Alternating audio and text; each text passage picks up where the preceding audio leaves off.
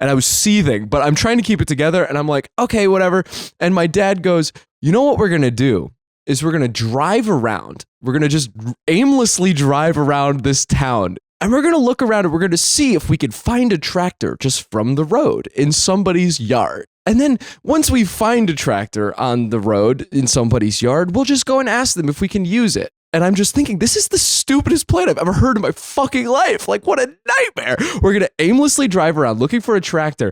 Then once we find one, we're going to go beg some stranger to let us use their tractor. On average, the human brain contains just over a liter of juice. And for this show, I'm going to use every last drop.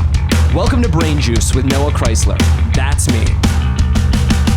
I want you to get it. I want you to understand. I'm doing the best I can, but not as good as I want to be. I just want to get it. I just want to comprehend that I have to make amends with the monster inside of me. But I keep forgetting things I need to know.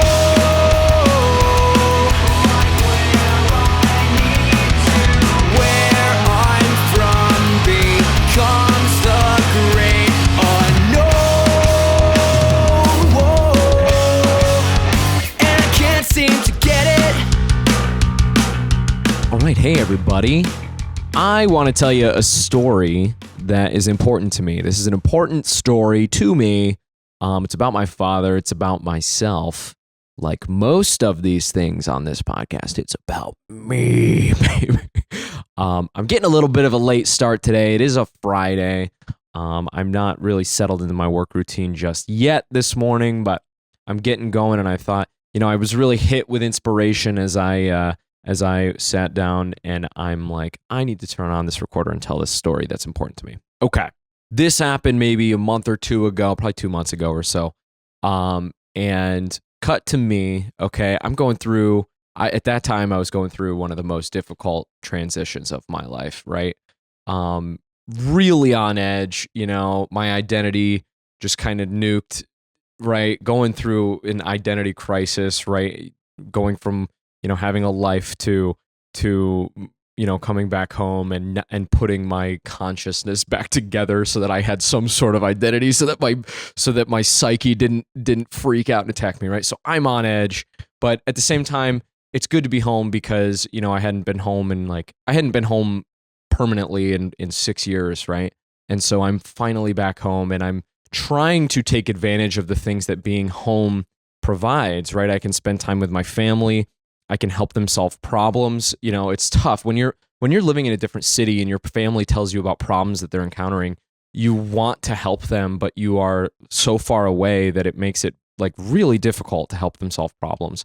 And so I was really excited and trying to, enact those things of being able to help my family solve problems, but also dealing with my like crumbled identity. So I'm just like this big grouchy asshole that wants to help, but is still a big grouchy asshole because I'm going through some stuff, right? And so so my dad says, hey, we're gonna go drive to my grandmother's house, which is about 4 hours away. And the thing is that my grandmother's house burnt down. It burnt to the ground. There was a fire there a few years ago. This happened maybe 2 years ago or 3 years ago now. Or no, I think 2 years ago. Maybe it was a year. I don't even know. It happened recently, relatively recently, but not that recently. Whatever. It burnt to the ground. Really, really, really sad. I used to go there all the time. And nobody was living there. Everybody's okay. But I used to go there all the time. Very, very important place to my childhood memories. Anyway, whatever. It burnt to the ground. And that would be fine if it all burnt out. But whenever there's a house fire, there was a bunch of work that needed to be done there. Manual labor. My uncle also passed a few years ago from pancreatic cancer. And so basically my grandmother's house and my uncle's house were right next to each other, right? So you've got these two houses that are, one's burnt down and the other one, my uncle passed, and he had built this house with his own two hands. He was a contractor and he built this house. And so you've got this place that for my family, it's just like this big emotional scar on our family, honestly. And these projects have been sitting there for months now because, people are afraid to go and confront those things. And I'm dealing with my own shit, but my dad's like, we really should go out here and do this. And I'm like, okay, cool. So I say, okay, great. We're going to go and we're going to drive to my grandmother's house and basically just pick up a bunch of stuff and get it ready for the guy who's going to demolish her house, because he's going to demolish the house and then we're going to sell the land and whatever. Cool. So that's what we go and do. And so we leave on Friday. I think we leave on a Friday, and we're driving at night, right? We drive 4 hours through the night. And basically my uncle's house is still there, except nobody's been living in it for about 4 years. And so the plan is to leave there, to sleep in the house, and then to wake up and then spend the whole weekend working, a long weekend. My dad took off Monday, and so we're going to basically work Saturday, Sunday, and then leave, like work half day Monday, and then come back home. And so we do that. We go there, we drive there, we get there maybe around 1 a.m. on Friday night, or, Saturday morning technically. And the thing about a house that nobody's lived in for 4 years is that it's filled with like spiders and it's filled with like bugs and stuff. And so the plan is to sleep in this house that nobody's lived in for 4 years. And it's just not a place where you want to sleep, right? And so I'm sleeping in this thing, and I can't get any sleep. I'm tossing and turning all night because there's kind of this like, it's not really mildew, but it's just this like dank feeling, and I have allergies and like whatever. And then there's literally like spiders crawling on me throughout the night, and I'm tossing and turning.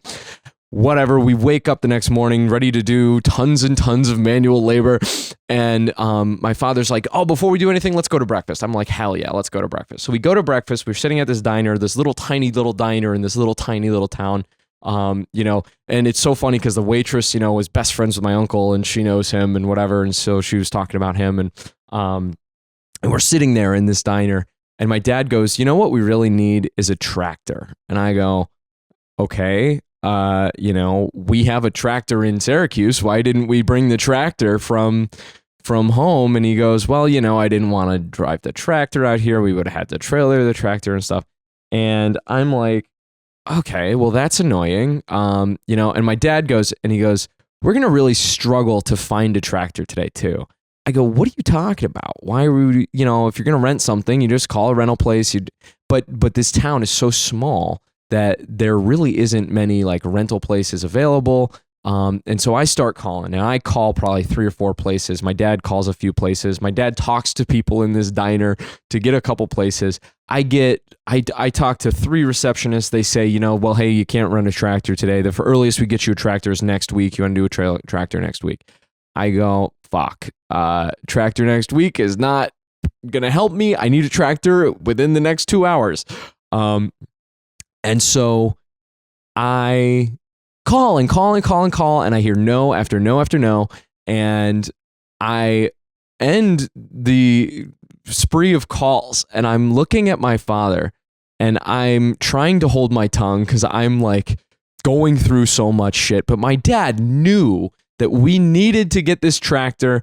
And he knew before we even came here, he's like, we can't really do any work at the house because all of the jobs are so big that we need a tractor to do it.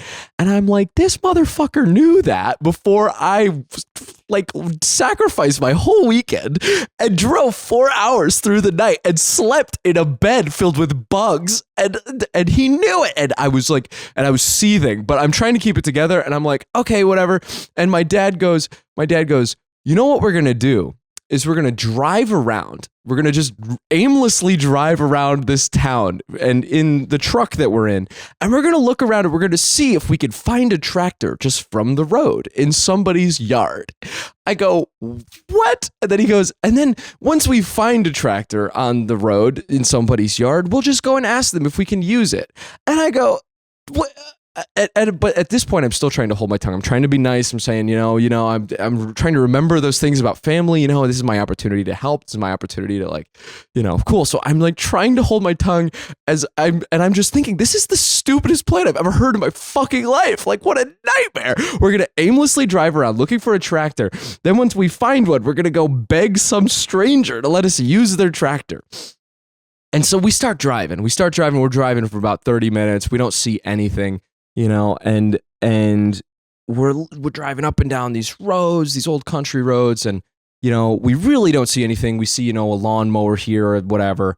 And and my dad finally, I don't know, he suggested something else that like some other crazy idea that was gonna, that was gonna take a bunch of time. And I finally just fucking lost it. I'm like, Dad, look, I'm not trying to attack you, but I am very angry with you. Like, you've disrupted my entire weekend. By the way, I'm at this point in my life, going through one of the most difficult things I've ever dealt with personally. And so I'm not in my right mind, and I'm freaking out. And I go, Dad, what the fuck? Like, honestly, what are you doing? We just, I sacrificed my whole weekend. I slept. We drove 4 hours through the night. Oh,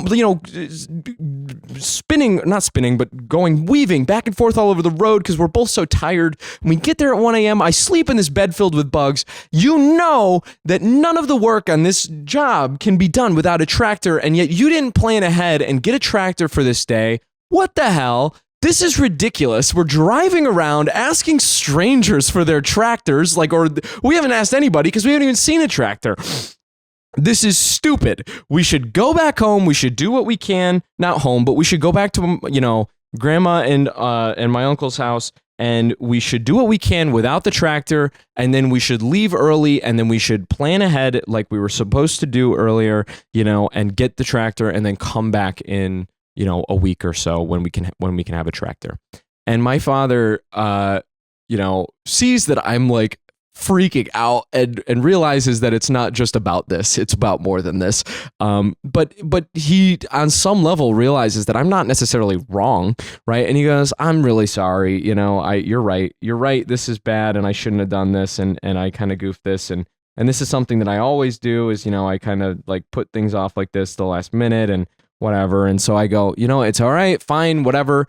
And then we drive down the road, and from the road we see the most perfect tractor in the world. It's this big red tractor. It's really nice. You can tell it's been meticulously taken care of, and it's on this like really nice trailer, right? And I have just yelled at my father for like a good 5 minutes about how it's ridiculous that he's brought me on this adventure. and we drive past the perfect trailer, and my father goes, and he's all dejected at this point. He goes, oh, let's go back and whatever. He goes, that said, that tractor would be perfect, but you know what? That's okay. You're right. This is ridiculous. I shouldn't have put you through this. Let's just go back and figure this out. I go, no. No, you little shit. What are you talking about? We just have wasted all of this time to go and find a tractor. We find the perfect one, but now you're getting cold feet because you don't want to go bang on some stranger's door like you planned in your shitty plan to go and beg a stranger to borrow his tractor. And now we find the perfect one. You've wasted my whole morning, and now we're going to do this, and I'm seething. By the way, respect your parents. Don't scream at your parents, but some level of honesty is important as well. I was going through a rough time. Anyway, my dad goes, fine. Like, eventually he's like, all right, whatever. And I'm whatever. So I'm sorry. This is an emotional story for me because I was so angry. And so we see the tractor. I tell my dad, no, we have to go and at least knock on this guy's door to go and ask to borrow this tractor. And my dad, after my tirade was, more in the mindset of, well, we should go home or whatever. We should go back to Grandma's house. But after I'm like drilling down, I'm like, no, okay, at least go talk to him. Because part of me also is so mad that I want to see my dad go have this really awkward encounter with a complete stranger and have it not go well out of spite. If we're being honest, like that is kind of like I'm pissed off, right? Which isn't good. I don't really have a right to be pissed. I volunteered to help, but I was upset. Anyway, and so my father goes and he talks to this fucking guy, and we trespass onto this guy's property, right? And we hear these noises coming from this garage, and we walk up to the guy, and he is working on a classic car, right? He's like, or actually the door was shut, and so we like knock on the door. And his house was awesome, and like, just like old farmhouse. There's like, he was like growing onions, and he had a bunch of harvested onions on his porch, and he had this like big horse statue out front, and you could tell that there was like a pasture in the backyard and stuff.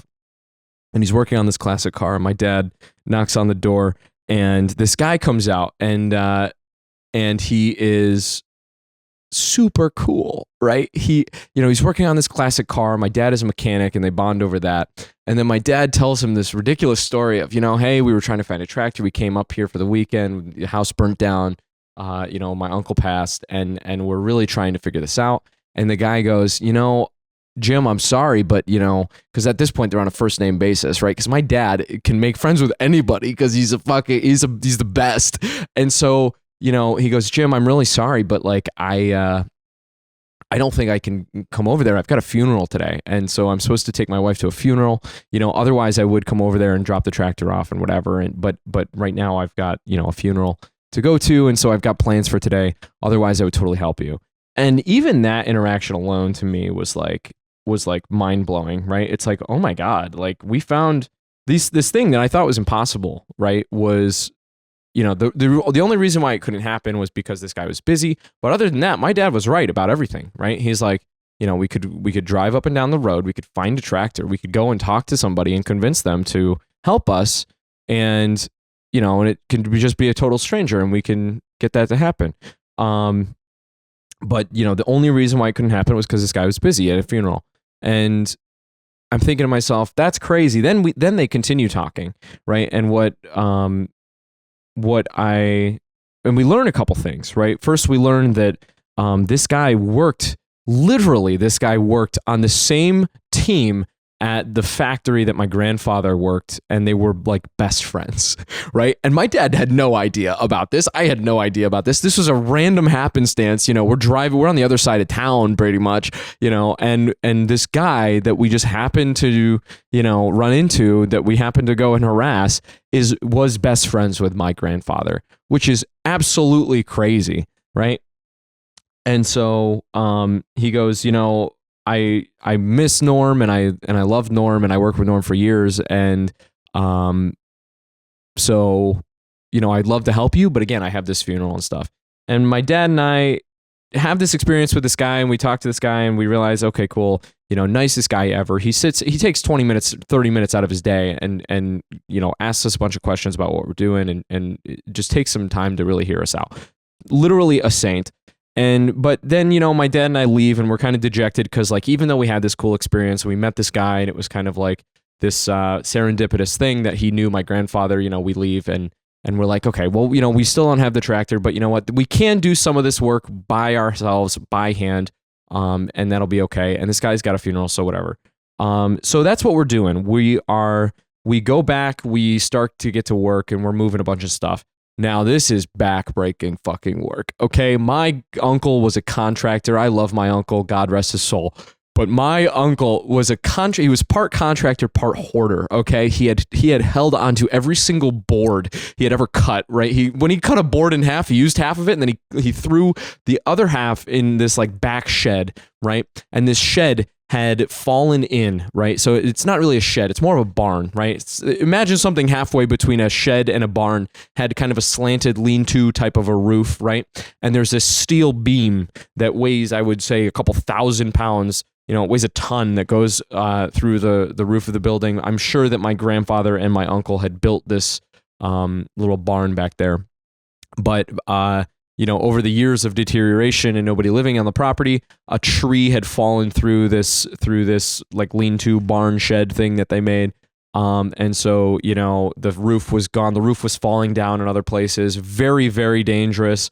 My dad actually stepped on a rusty nail, went through his boot and stuff. And so we're pulling out every single board my uncle has ever cut. We're pulling out, just like my uncle had so many saws that were all broken and busted and didn't work. And he would just, whenever a saw was broken, he would just throw it into the shed and buy a new saw. Right. And so we just tons and tons of contracting equipment and heavy steel stuff, right? And tons of like old like four-wheelers that no longer ran at all, and old like Cub Cadet mowers that just are rotted out. Just tons and tons of rotted stuff. His old motorcycle that he got into a car crash was in there. It was all beat up and stuff, but it was a cool classic old motorcycle that was hit by a car years and years ago. Anyway, whatever. we're pulling out what we can pull by hand. We're trying to use the truck to pull out certain things, but this really is a job for a tractor. And we turn around, and this fucking guy that we met earlier in the day shows up with his tractor on this trailer, right? And we talked to him, and we're like, hey, we thought you had this funeral. He goes, yeah, you know what? I went to the funeral. Directly after the funeral, we were supposed to kind of hang out at the calling hours, not the calling hours, the reception after the funeral, and stuff. But he goes, I told my wife, I told everybody at the funeral that I had to go, and that I had another commitment, that I had to help. I had to help an old friend, my grandpa. And so this guy takes his amazing tractor and his amazing trailer and whatever, and he moves all of this shit. This guy works side by side with us for like 8 hours, right? For the rest of the day. I go and I buy him lunch. He refuses to eat anything, right? I'm like, dude, let me buy you lunch. You are literally sacrificing your time to come and help us with all this stuff. Let me buy you lunch, please. And he goes, no, really. And so I go and I get him a water, and he will drink a water, which is good, and whatever. But guy refuses lunch, helps us for 8 hours, doing literally like back-breaking labor, and the nicest guy ever. And his tractor is the best, and it made this job that would have taken my father and I literally, like, it would have been impossible without it. It happens really quick, and the guy's awesome. And we get to the end of the day, the sun's going down, and we put the tractor back on the trailer, and he's about to drive away. And my dad offers to pay him, and he says no. He refuses to take payment. And my dad is like, no, and he insists, right? And he hands the guy like $100 or something, or he tried to hand the guy like $200 or $300, and the guy refuses. And my dad finally got him to take about $100, and he drives off. And we work the rest of the weekend or whatever, and we come home, and the job's done, and the project can then move forward and stuff. And that experience, man, like, and I think about that. I think about how I was so angry and grouchy, and I never believed in this stupid plan that my father had cooked up. And I'm like, you fucking moron. Like, you should have been responsible and whatever. And so I'm all high and mighty and thinking, and what I realize is, like, this is a fundamental difference in how my father's life is going and how my life is going, right? On some level, like, this is representative of our different approach to projects, right? And there's some merit in both ways, right? But what my dad's last minute shitty plan that should, in my professional opinion, my dad's plan should not have worked, right? At that time in my life, I believed that my dad's plan should not have worked. And I was proven wrong definitively and entirely, right? It completely worked. Everything that my father said would happen happened. And it really fucked with my head, right? Especially as I was going through one of these really difficult parts of my life where I don't know. And then I started reading this book called Anti-Fragile by Nassim Taleb. It's become one of my favorite books, and I think it's really important. And basically it describes, as I was reading that book and thinking about that experience, to me it illustrated for me some differences between my father and my approach, right? My father, I believe, is somebody who's anti-fragile, right? When his plan doesn't go right the first time, like, he will try 10 different things and pick and it will move forward, right? Whereas I think I was approaching that project with a little bit of a like more fragile mindset, right? Where it's like, the right way to do this was to a week ago have set up a rental. My father's approach was, fuck it, we're here. How can we get this to happen, right? And he had the self-efficacy to, try to enact his plans, right? And when, his first plan is, let's go call people and try to rent a tractor. And when that falls through, my dad had the self-efficacy to say, okay, here's a backup plan, and we're going to go try this backup plan. right? And he did not waste time saying, well, what if this doesn't work? What if we can't find anybody? This is going to take a lot of time, and so there's opportunity cost here. He did not run through any of those doomerist scenarios, right? Because this is how he is used to solving problems, right? My father is used to marching into a situation that is not perfect. My father is a mechanic, right? And so people hand him cars all the time that are rusted out and things are fucking broken, right? And he repairs them, right? He marches into a situation that is not perfect. He finds parts that are oftentimes not perfect, or far away, or they have 3 different problems, or they're too expensive. And then he works to figure out how to hammer out the imperfections, and on the other end, spit out a project that is passable and good and reliable. And that is what he does. And in the book, Anti-Fragile, Nassim Taleb argues that like small business owners are people who are anti-fragile, right? People who require lots of planning, lots of things that need to go their way, right? Basically, people who are planners, academics, right? People who, in order to have success, everything needs to play out precisely how they thought it should play out when they originally envisioned the project at the beginning, right? Those people are fragile and their shit does not work. And so I'm reading that book and I'm experiencing that shit, and we're driving back home, and I'm just thinking to myself, and I took it upon myself. I'm like, Dad, I'm really sorry, man. And he forgave me immediately. He's like, oh, you're good. Like, you're going through a lot of shit, whatever. Right. And it was just this shared experience of like, we're all glad it worked out. This is a crazy story and really cool. And anyway, in my projects, in my career, in my life, in the future, I want to be more like that, I guess. Thank you to Second Suitor for the use of our theme song, Get It, off their 2018 album, Safe Space. Make sure to go check them out on Spotify.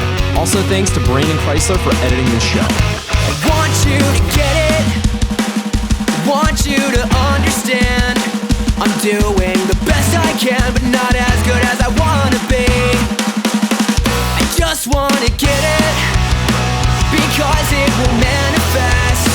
I'm not getting